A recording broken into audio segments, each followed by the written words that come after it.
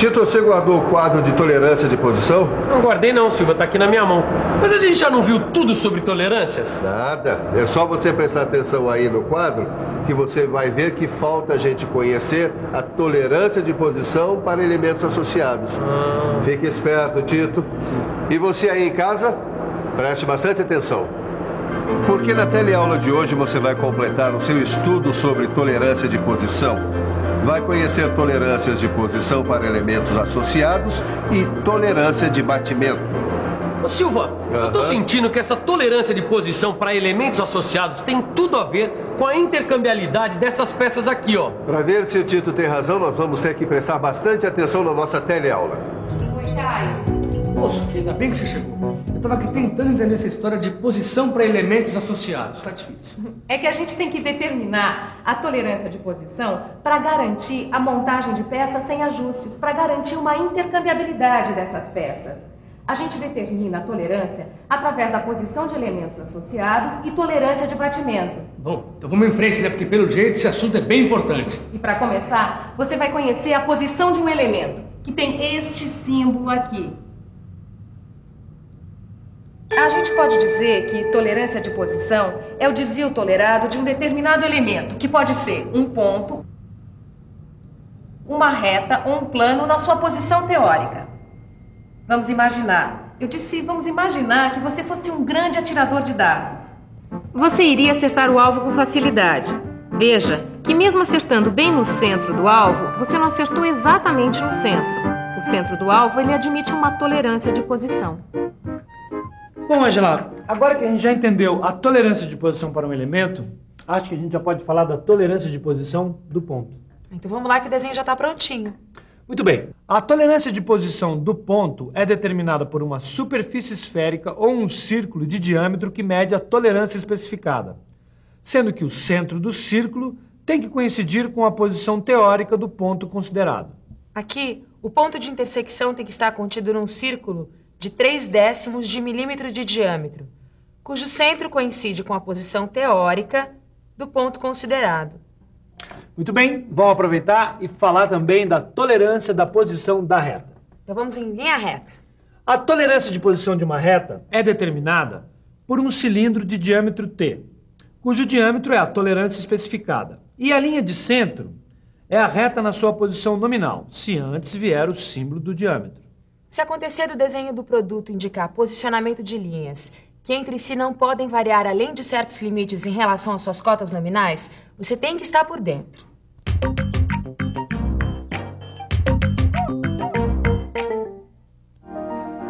Se o desenho indicar que as linhas entre si não podem variar além de certos limites em relação às suas cotas nominais, a tolerância de localização será determinada pela distância de duas retas paralelas distantes de T, dispostas simetricamente à reta considerada nominal.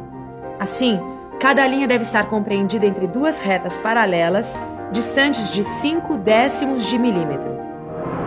Bom, Silva, a gente já viu a tolerância de posição de um ponto e de uma reta. Agora, pelo visto, acho que a gente tem que ver a tolerância de posição de um plano. É isso mesmo. Olha aqui. A tolerância de posição de um plano é determinada por dois planos paralelos distanciados, de tolerância especificada e dispostos simetricamente em relação ao plano considerado normal. Bom, Silva, acho que agora só falta a gente descobrir como interpretar um desenho com a tolerância de posição de um plano. Para isso nós vamos ter que pensar um pouco. Vamos pensar um pouco. Deixa eu ver. A superfície inclinada deve estar contida entre dois planos paralelos distantes de 0,5 de milímetro, dispostos simetricamente em relação à posição teórica especificada do plano considerado com relação ao plano de referência A e ao eixo de referência B. As tolerâncias de posição, consideradas isoladamente como os desvios de posições puras, eles não podem ser adotados na grande maioria dos casos, porque não dá para separá-lo dos desvios de forma dos respectivos elementos. Quer dizer, praticamente consideramos a variação de posição associada à da forma. Isso mesmo. E agora você vai conhecer concentricidade, que tem esse símbolo aqui. Concentricidade concentricidade é a condição em que os eixos de duas ou mais figuras geométricas são coincidentes. E essa figura pode ser, por exemplo, um cilindro ou um cone? Isso mesmo. Para entender melhor, você tem que saber que a referência é o diâmetro interno A e a sua concentricidade não deve ser superior a 1/10 de milímetro. Como a gente viu no desenho, a referência A está no diâmetro interno. Por isso, o relógio apalpador tem que ser zerado nesse diâmetro. Para medir a concentricidade, basta deslocar o apalpador para o diâmetro externo e verificar o seu afastamento, que não deve ser superior a 1/10 de milímetro. Neste caso, deu 8 centésimos. E a gente pode usar esse símbolo aqui de concentricidade também para representar coaxilidade. A tolerância de coaxilidade de uma reta em relação a uma outra tomada como referência, ela é definida por um cilindro de raio T, tendo como geratriz a reta de referência dentro do qual se deverá encontrar uma outra reta. Então a tolerância de coaxilidade deve ser sempre referida a um comprimento de referência? Isso mesmo. E o desvio de coaxilidade, ele pode ser verificado pela medição do desvio de concentricidade em alguns pontos. Mas com desenho fica mais fácil, né, Sofia? É verdade. Olha aqui. O eixo do diâmetro central deve estar contido numa zona cilíndrica de 8 centésimos de milímetro, coaxial ao eixo de referência AB. E dá pra gente ver isso na prática? Como você já viu no desenho, o eixo central ele deve estar coaxial à referência AB. Portanto, a referência deve estar apoiada em 2 prismas. O relógio comparador deve ser zerado neste diâmetro central. Girando o eixo, temos o deslocamento do ponteiro do relógio. Nesse caso, o afastamento foi de 4 centésimos. Agora chegou a hora da gente ver a simetria, que tem esse símbolo. Na simetria, o campo de tolerância é limitado por 2 retas paralelas ou 2 planos paralelos, distantes no valor da tolerância especificada e dispostos simetricamente em relação ao eixo de referência. Vamos dar uma olhada nesses desenhos que representam a simetria. O eixo do furo deve estar entre 2 planos paralelos, olha aqui, olha, distantes de 8 centésimos de milímetro e dispostos simetricamente em relação ao plano de referência AB. Sofia, acho que eu não entendi isso direito, hein? Tudo bem, Caio. Eu vou te mostrar como isso funciona na prática. O desenho está indicando que o elemento de referência A deve estar disposto simetricamente em relação ao plano médio do rasgo, dentro de 8 centésimos de milímetro. A gente apoia uma face de referência da peça no desempeno e, com o relógio apalpador, toca na parte interna do rasgo, zerando. Depois, a gente vira a peça e observa o deslocamento ocorrido no relógio. Aqui, o deslocamento foi de 2 centésimos. Então a peça está aprovada. Legal, Sofia. Deu para perceber que a observação do desenho e da referência é super importante. E finalmente, Ângela, a gente já pode falar da tolerância de batimento. Na usinagem de elementos de revolução, como os cilindros ou furos, algumas variações nas suas formas e posições ocasionam erros de conicidade, ovalização e excentricidade em relação a seus eixos. Mas se esses erros não alterarem o funcionamento da peça, eles são aceitáveis. Esta é a tolerância de batimento, que se divide em 2 grupos principais, batimento radial e batimento axial.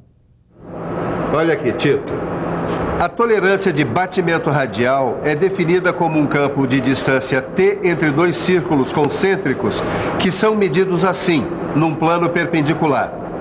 Se uma peça girar sobre 2 prismas, como aqui nessa representação, ela não deverá apresentar a LTI, ou leitura total do indicador, superior a 1/10 de milímetro.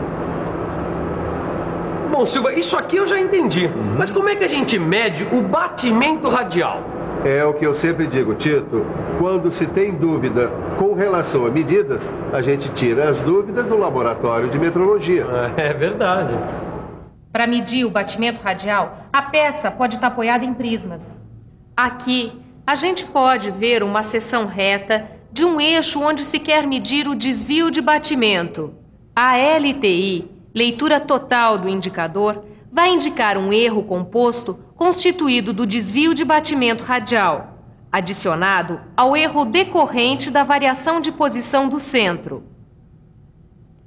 Quando a medição é feita com a peça alocada entre centros, a gente consegue o posicionamento correto da linha de centro e, por isso, a LTI é realmente o desvio de batimento radial. E essa representação aqui? É o batimento axial. Deixa eu te explicar. A tolerância de batimento axial é definida como o campo de tolerância determinado por duas superfícies paralelas entre si e perpendiculares ao eixo de rotação da peça. Dentro do eixo deverá estar a superfície real, quando a peça der uma volta, tendo como referência o seu eixo de rotação. Na tolerância de batimento axial estão incluídos os erros compostos de forma e posição. Tá, e como é que é feita a medida? Olha aqui, você já vai ver isso. Para medir a tolerância de batimento axial, a peça tem que girar em torno de um eixo perpendicular à superfície que será medida, bloqueando o seu deslocamento no sentido axial. Com o relógio comparador, a gente descobre que a diferença entre o máximo batimento axial menos o mínimo batimento axial determinará o desvio de batimento, que deverá ser menor ou igual à tolerância axial. Aqui, a gente vê a medição do desvio de batimento axial feita entre pontas.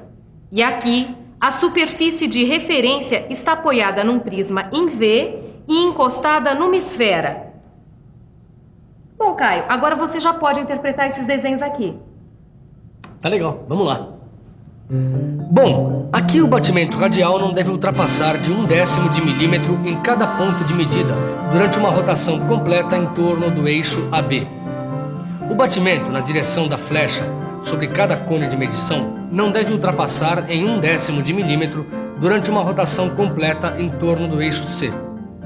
Aqui, o batimento axial não deve ultrapassar de 1/10 de milímetro sobre cada cilindro de medição durante uma rotação completa em torno do eixo D.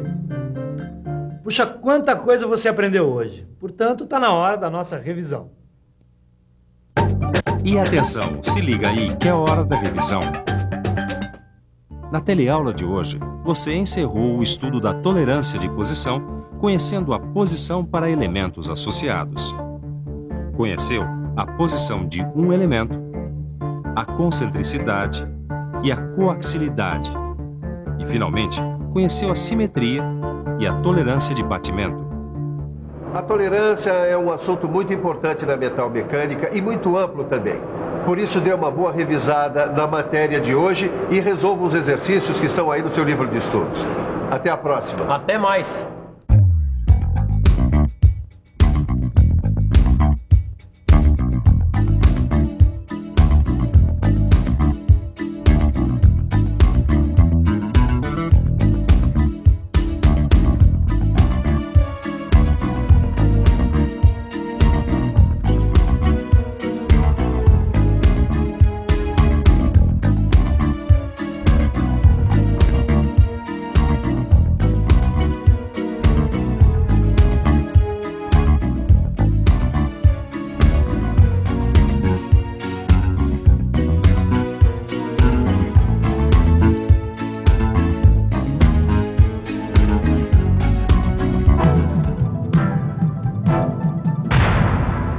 Telecurso 2000, um programa de educação do Sistema Fiesp e da Fundação Roberto Marinho.